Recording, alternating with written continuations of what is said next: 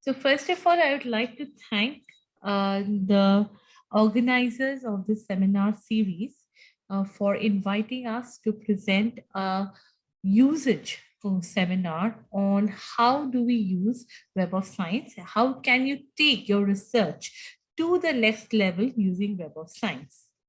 So before I even start with Web of Science, let me give you a small introduction about Clarivate. Clarivate is a scientific information provider which provides scientific, scholarly, and life sciences information to more than 9,000 organizations across the world, which include academic institutions, government bodies, ranking agencies, etc. The Web of Science platform actually was pioneered around 5 decades ago by Dr. Eugene Garfield, who introduced the concept of citation connections. So when I talk about citation connections, let us understand how do we typically explore literature. So let's say you see a paper that is useful to you, especially a lot of you, if you remember the days when we would actually go physically to a library, we would, if you saw a paper, just give me a moment as I turn on my pointer options. So if we would see a paper that is of interest to us, what would we do? We would go to the references listed at the back of the paper, right? To see other relevant publications. But the problem in this methodology is we can only see older papers, but never newer papers. Now, remember, when I talk about a citation, what is a citation? It is a reference to other publishers. It is an acknowledgement of how other work, other people's work has affected your own hypothesis or your own body of work.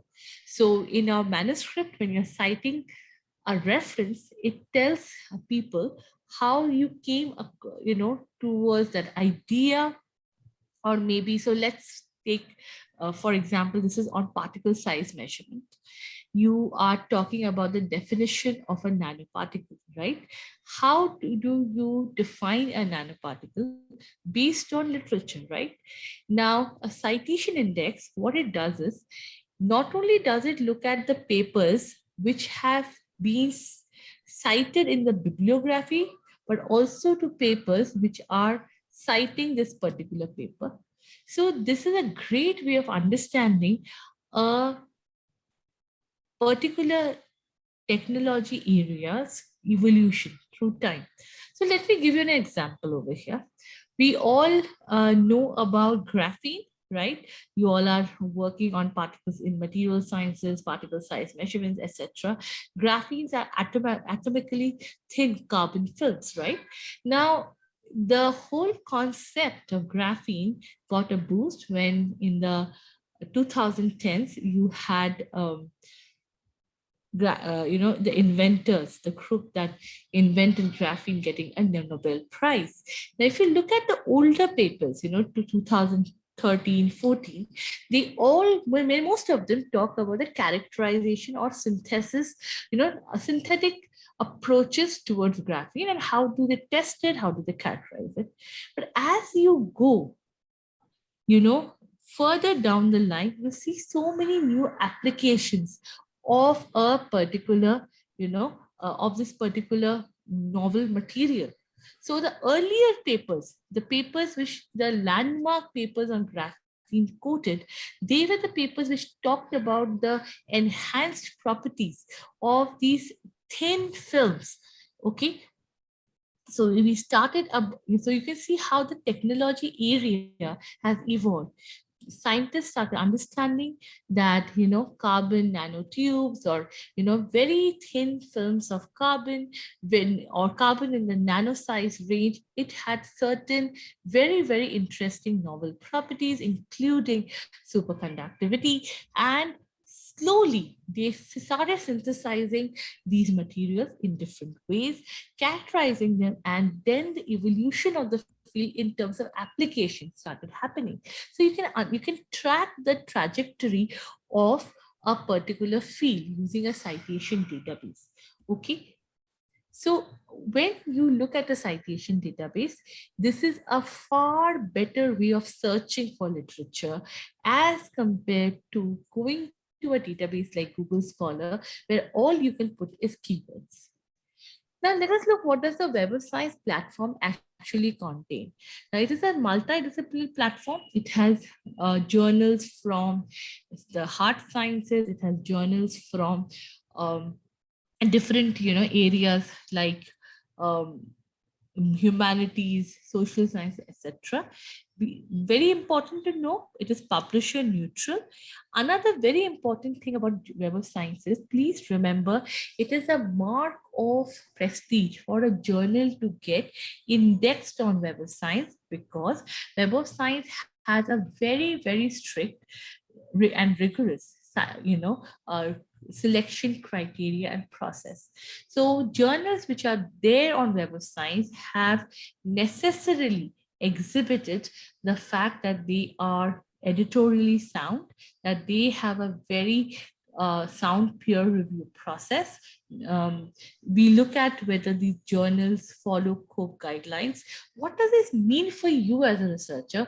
What it means for you as a researcher is you don't get access to low quality journals.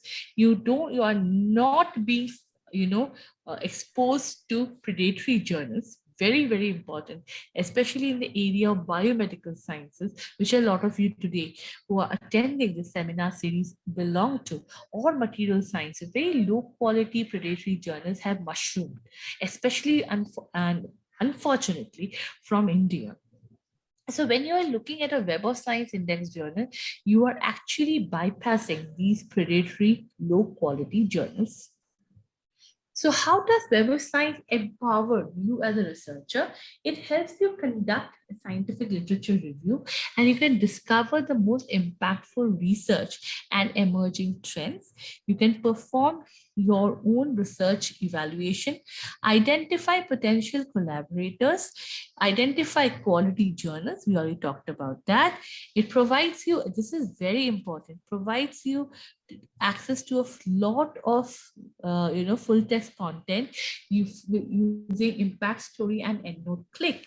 It supports scientific writing, and you can avoid predatory journals. So with this, I will actually switch on to a live demo of the platform, and we will see how to devise searches. Okay, so I'll just stop sharing and I will start sharing a new my browser window. Just give me a moment.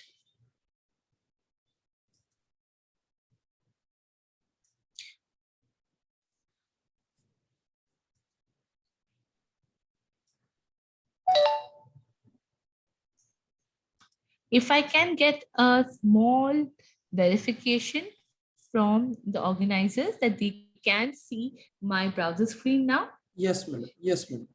Perfect. So we are now going to go to the Web of Science page, how it looks like. So this is how the Web of Science page looks like. And let us see how can we do a literature search on Web of Science. So what I'm going to be doing right now is trying to look at searches on, let's say, because today's seminar is all about particle size, let's look at particle size. Now, please look very carefully how I am designing a query. I want this particular phrase particle size as it is.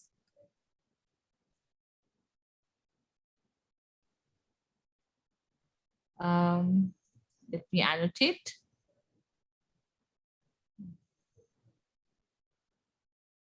Okay.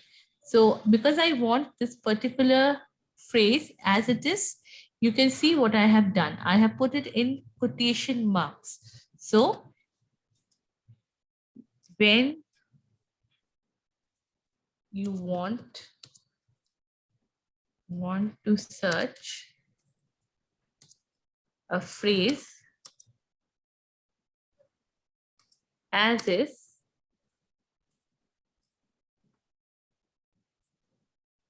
use quotation marks. Okay. Stopping to annotate. Let's go to search. Now I'm going to put another thing. I'm going to say add row, and again topic. Topic searches within the abstract, the title, the author keyword, and the keywords plus. So I'm going to say measure. Now look over here. What am I doing? I'm putting a star. A star basically allows you to search for different variations of the term measure. So if I have a particle size measuring system, I have a particle size measurement device. So see, measuring. If I put a star, it will catch all the different versions. Now a good search query should have as many synonyms as possible. So determine, deduce, estimate. I've just put some keywords that all are about measuring. Okay, let's see how many. 94,000 results, a big chunk, right, of 94,000 results. Not a problem. Let's go and see if we can take away our annotate, clear all drawings. Okay, perfect. Going back. Now what I'm going to do is I want publications which are, okay, I missed one thing for particle size analyze. Put analyze. Now I can also put in, now I'm getting a lot many results. Now because I want all these two in to be in the same sentence, instead of using the Boolean operator, so the Boolean operator here is and. Instead of that, I can use a proximity operator. What is a proximity operator? So if you notice, what I've done is I put near 5. So very carefully listen to this part. It basically means I'm looking for publications which have the term particle size and any one of these terms, but not separated by more than 5 words. And how many? This 5 words, this is your discretion. Instead of 5, I'm going to put 7 also. The idea is we do not want a number which is too low, because that would mean that could leave out some very relevant results. Excuse me. At the same time, we don't want a number that's too high, because excuse me, because in that case, the near operator will lose its meaning and significance and basically become similar to the and operator, right? So reiterating again, in order to put two keywords in context so that they appear in the same paragraph or sentence, I can use a proximity operator, which is basically near /x, where x is the number of words between the two keywords. Okay, that they should not be separated by more than those many keywords. So now let's see. Can you see our number has been halved? I had 94,000, now I had 39,000. Okay, so now this I can also say I want to look at publications which are from a particular Web of Science category. Okay, so let's say I am looking at nanoparticles or something related to environmental sciences. Okay,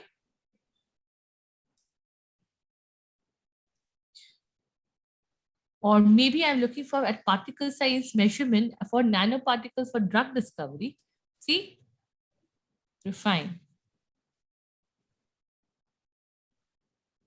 Can you see how they have quickly got? I can try and read only the review articles. 66 review articles. I want to see papers which are in the last maybe 10 years.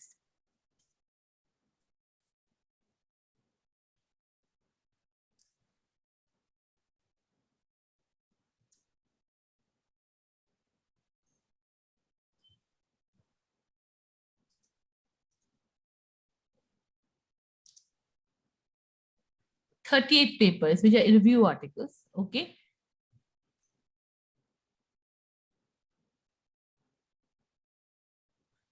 And now let us look out of the 38 papers, and 12 of these papers are freely accessible.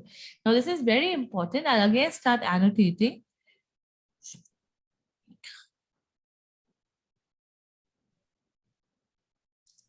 If you notice this particular icon at the right hand side of my screen, top screen, this is the EndNote click icon. I'll just put this again, stop to annotate. And I'm going to go to the EndNote click. And sorry, EndNote click.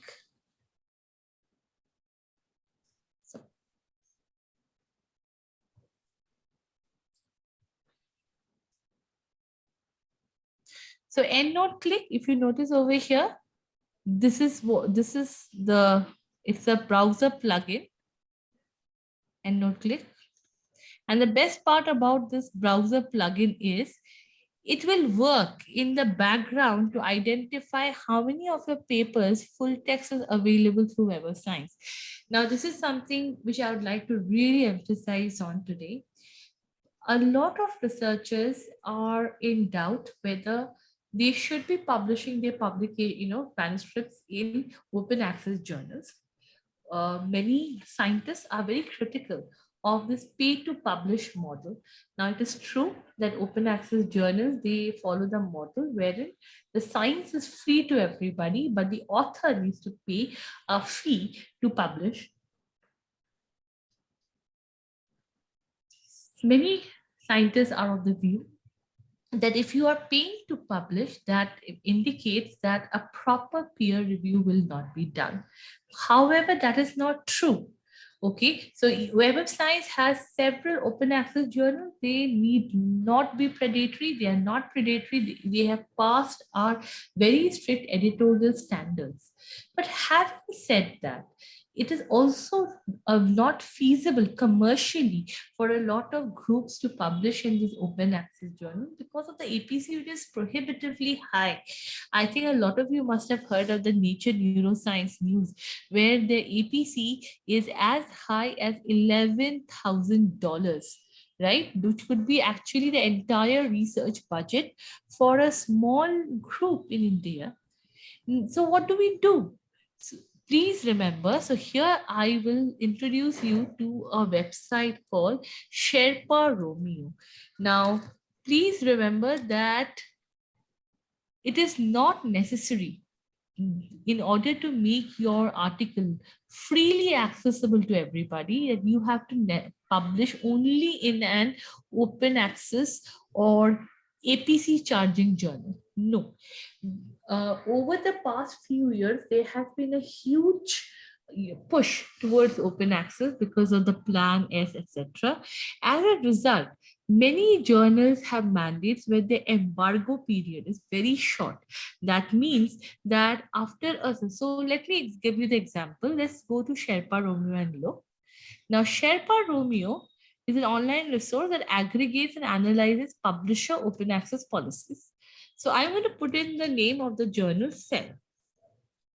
Or maybe we can put AC. I don't know if ACS Nano is open access. Let's look. Okay. So published version, there is an open access fee that they are charging for the published.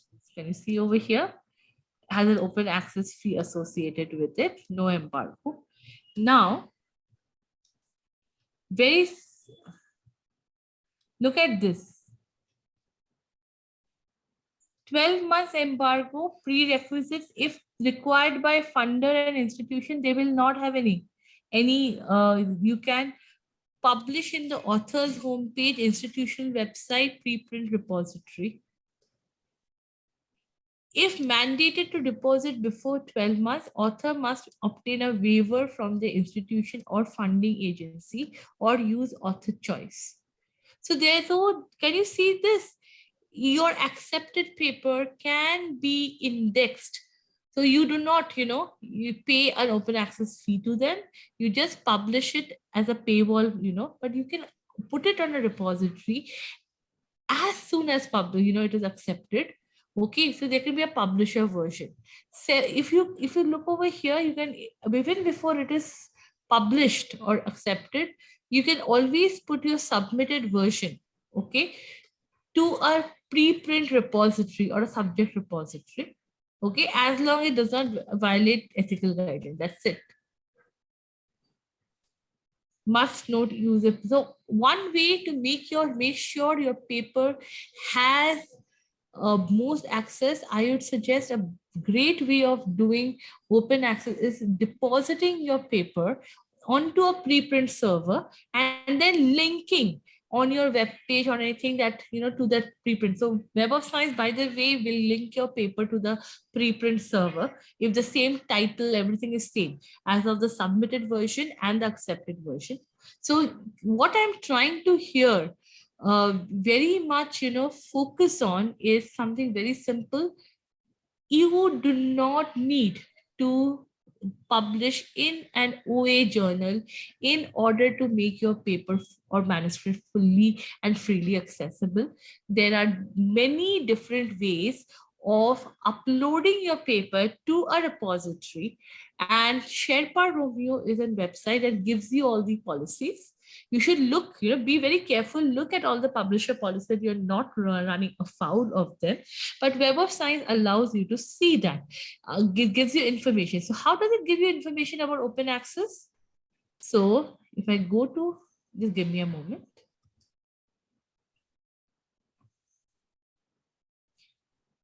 Over here, if you look at these 12 papers which are open access, can you see we actually classify all our open access? And so, for example, in this case, 5 of these papers are green open access, which means that they were published in journals which were not free, but they have been uploaded into report. This will give you ideas where can I publish my paper so as to make it quickly, the full text available to everybody by submitting onto institution repository or some kind of subject repository like PubMed Central.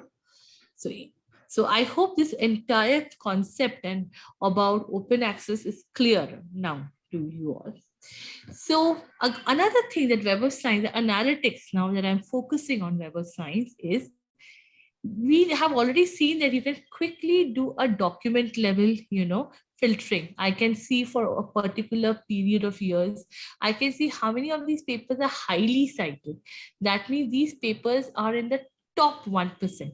So this is a small tip to researchers when you are working on Web of Science and you on a field which is comparatively new or you don't know much about it. I would very strongly urge you that go and select the highly cited review articles from your dataset and quickly have an analysis of what are these review articles talking about. Now, if I go back to history, Web of Science allows me to go back to our history. Now, in my history here, I have 2,500 papers which appear in the category of pharmacy and pharmacology. Now, so Web of Science categorizes each publication or record in different categories.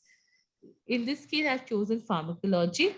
And if I analyze these results, and let's say I look at where are these papers being published in, International Journal of Pharmaceutics, DDIP, Apps Farm SciTech. So what it tells me is that International Journal of Pharmaceutics has several papers which talk about particle size and analysis. So if I am a pharmacist or a pharmacologist or I'm from the pharma field and I want to publish something related to particle size measurements, etc., this could be the right journal. And I can go to refine results by selected and quickly go over here and click over here. It tells me what is the journal impact factor. Oh, journal impact factor is 5.8. It is a quartile one journal with a rank of 37 amongst 276 journals in the area of pharmacy and pharmacology. I hope this part is clear. So Web of Science can be very easily used to understand where are researchers in your field publishing in. Going forward, what else can I understand from my data set? I can quickly read now. If I notice on this case, very few papers are there. So let's go back to our 2,542 papers list. And I see that out of the 2,500 odd papers, I have very few proceedings papers. Now, this is something very, very interesting because if you look at areas like computer science and engineering, you will see a very, very high ratio of conference papers, along with articles. The ratio of conference papers to articles is very high. This is not true in this case, in particle size measurement. So again, that tells you that the global scientific community, what is their perspective? Are they wanting to publish? Are they publishing more of articles or review articles, proceedings papers, etc.? Now, another thing that Web of Science can help you do is, let's say you have some journal in mind. Okay, so let's go back to our original Web of Science here, the page number, and let's clear this. And I am going for a journal. In this case, I'm going for an Asian journal.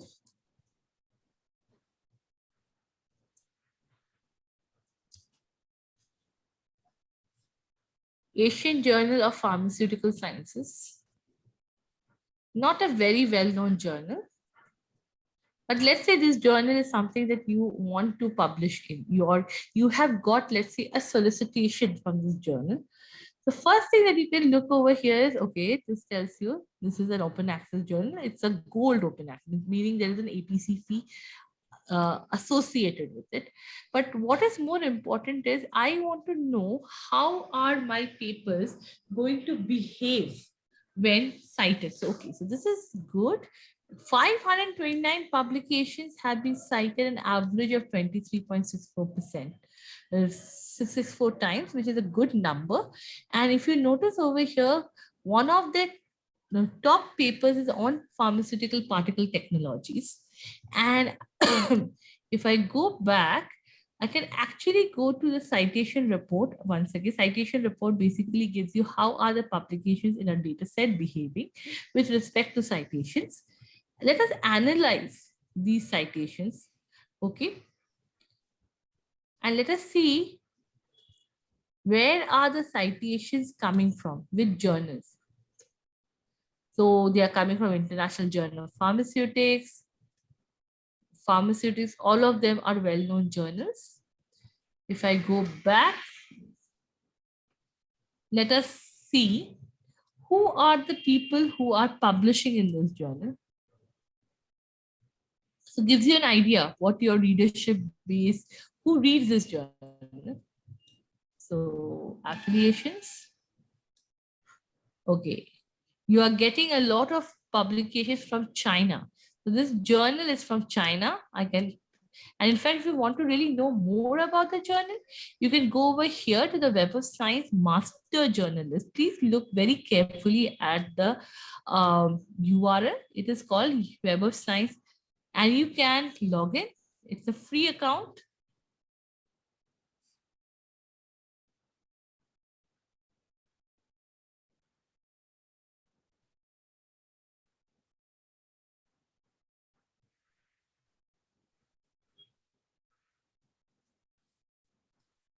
and I am going to do a Asian Journal of Pharmaceutics.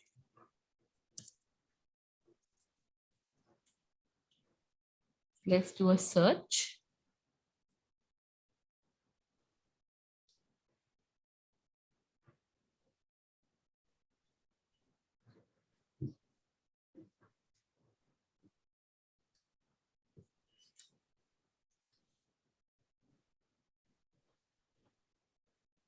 Just give me a moment.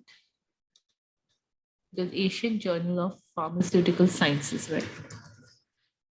Too many results, might as well put a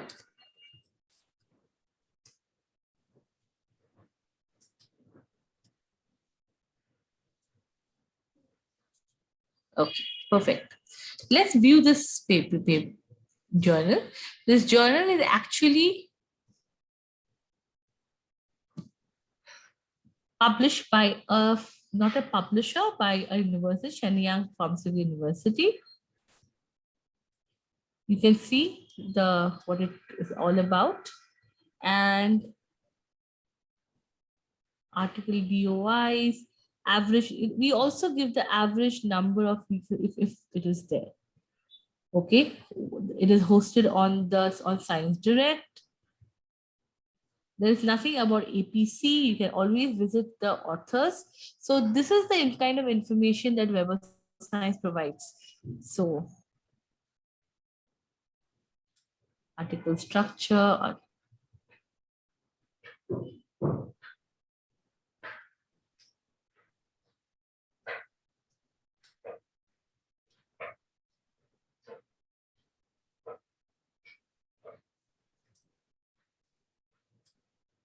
Let's see article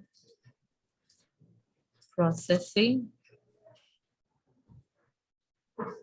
There's nothing about it. Please note an open access fee is payable for publication in data in brief. Okay, so you can always look about the open access fee.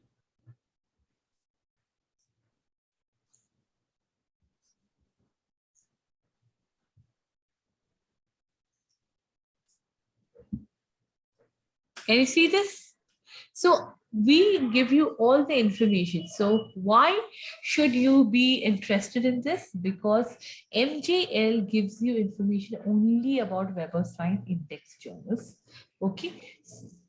Going again to Web of Science, how it will be useful for researchers.